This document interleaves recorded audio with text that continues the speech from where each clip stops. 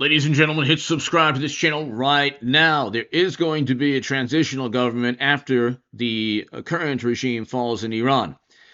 This is Crown Prince Shah Reza Pahlavi.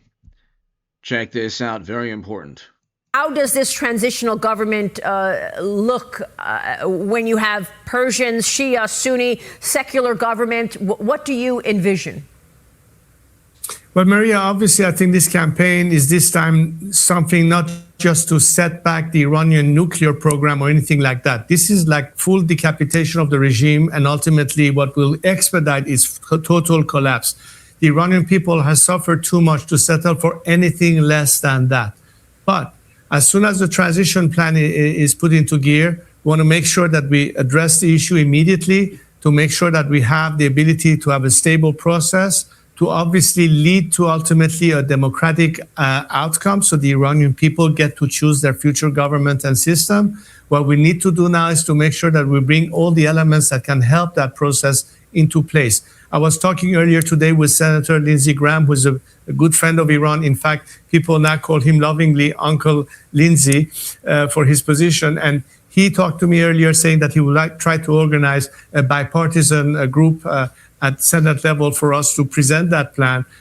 Both the administration and Congress will understand better what we have in mind and we'll get more into the details. You and I had talked about the IPP project, Iran Prosperity Project, before, and the first 100-day critically important of how we do that for the initial transition.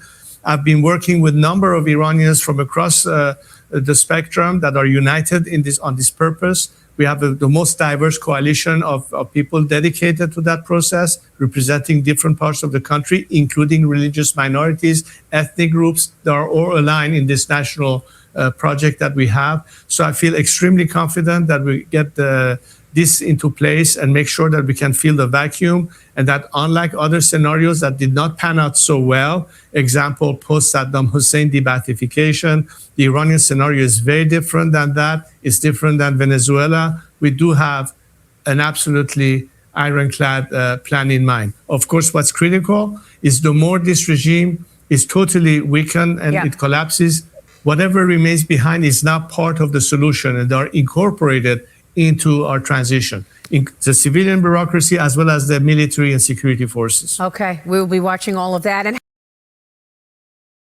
And so that's the Crown Prince, Reza Pahlavi. And we'll get to what the Crown Prince just said.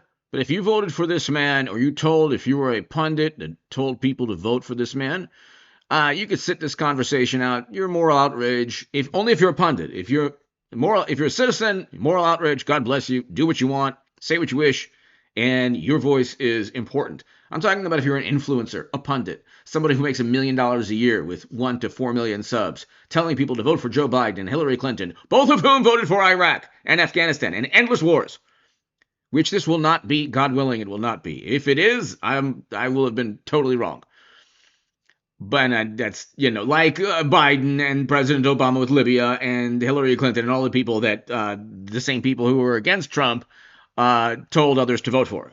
But the issue here is this is not an endless counterinsurgency conflict. I don't want American boots on the ground. I don't want American soldiers patrolling Tehran or anywhere in Iran or anywhere in the world. I've written against that in The Hill, The Huffington Post, the Roanoke Times, other publications. You can read my writing at hagoodman.com.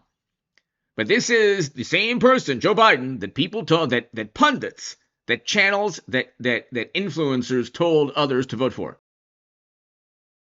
I said 13 years ago it was a mistake to give the president the authority to go to war if, in fact, he couldn't get inspectors into Iraq to stop what thought to be the attempt to get a nuclear weapon. It was a mistake, and I acknowledge that. But right out, the man who also argued against that war, Barack. So that's all it took. Simply saying, endless wars were a mistake. That's it. It's just a mistake. And that was good enough for all the people hyperventilating or the pundits, I should say. If you're a regular citizen, great, God bless you. You could be right. I could be wrong. This could be a long counterinsurgency conflict, and that it would have been a terrible, terrible, terrible thing that Trump did.